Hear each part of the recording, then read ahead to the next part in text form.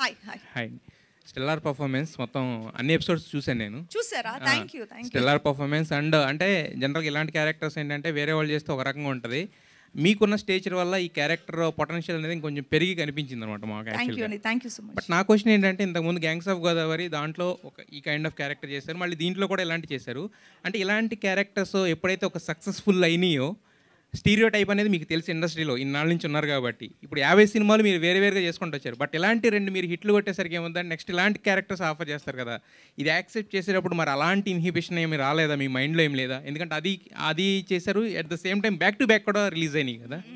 So అలాంటిది మీ మైండ్లోకి రాలేదా థాట్ అనేది? లేదు, యాక్చువల్గా టైం పీరియడ్ డిఫరెంట్ అండి. అంటే ఇప్పుడు మేము బహిష్కరణ స్టార్ట్ చేసి చాలా రోజులైంది.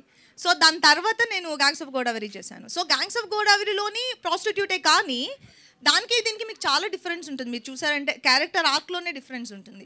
ఇది ఒక ఫుల్ పవర్ ప్యాక్ లాగా, అంటే చేస్తే ఒకటి అలా చేయాలి, లేదంటే ఇలా చేయాలి, ఇన్ బిట్వీన్లో చేయొద్దు అనేది. సో నాకు పుష్ప నరేట్ చేసినప్పుడు దీనికోసం ఇంకొకసారి చేస్తే తప్పలేదు అని అనిపించింది. And gangs of Godavari Ratnamala is special.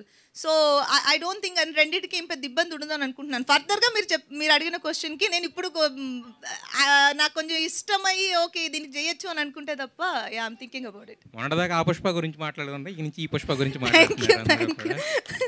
అయితే ముఖేష్ గారు, మీ టేకింగ్ కానీ మీ హార్డ్ వర్క్ అదంతా కనపడింది సిరీస్లో. బట్ నాకు అనిపించిన ఒక చిన్న విషయం ఏంటంటే, రవీంద్ర విజయ్ గారు ఆయన పర్ఫార్మెన్స్ కుమ్మేశారు, బట్ ఆయన వాయిస్ అంటే మీరు కావాలని తీసుకున్నారు, అదే ఎక్కడో ఒక చిన్న ఇదిలా అనిపించింది. అది కావాలని పెట్టిందా లేదంటే ఎలా ట్రై చేశారు అనేది ఒక చిన్న డౌట్. దీని గురించి క్లారిటీ ఇస్తానండి. రవీంద్ర విజయ్ గారు సెలెక్ట్ చేసుకున్నప్పుడు రీజను కిన్నర్ సానిలో లాస్ట్ ఒక చిన్న డైలాగ్ ఉంటుంది, మీరు ట్రైలర్లో చూస్తే. సో అది నన్ను చాలా ఇంపాక్ట్ చేసింది. అండ్ దెన్ సెకండ్ పాయింట్ ఏంటంటే, పర్ఫార్మెన్స్ వైజ్ నేను ఇంకా చెప్పాల్సిన అవసరం లేదండి సార్ గురించి, extraordinary. And then dialogues point.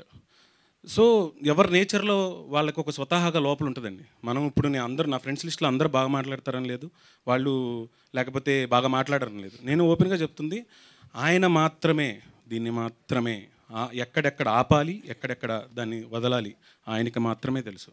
నేను చెప్పించవచ్చు సేక్ ఆఫ్ అదర్ థింగ్, కానీ నేను ఫుల్ సాటిస్ఫాక్షన్లో ఉన్నాను. ఎందుకంటే ఆ డెసిషన్ తీసుకుంది నేనే, 100% దానికి జస్టిఫికేషన్ చేశారని నేను నమ్ముతున్నాను. ఎప్పుడు ఒకే కోణంలో చూడకూడదండి, ఇంకొక అదర్ పర్స్పెక్టివ్లో కూడా చూడాలి. ఆయన ఇచ్చే పాజ్, ఆయన ఎక్కడ దాన్ని పట్టుకొని ముందరకు తీసుకెళ్తారు, ఎక్కడ మాట్లాడతారు, అది నాకు వేరే వాళ్ళతో రాదనిపించింది. అండ్ 100% నాకు దాంట్లో డౌటే లేదండి. సో జస్టిఫికేషన్ చేశారని నాకు అనిపించింది. సో దాంట్లో డౌట్ లేదు.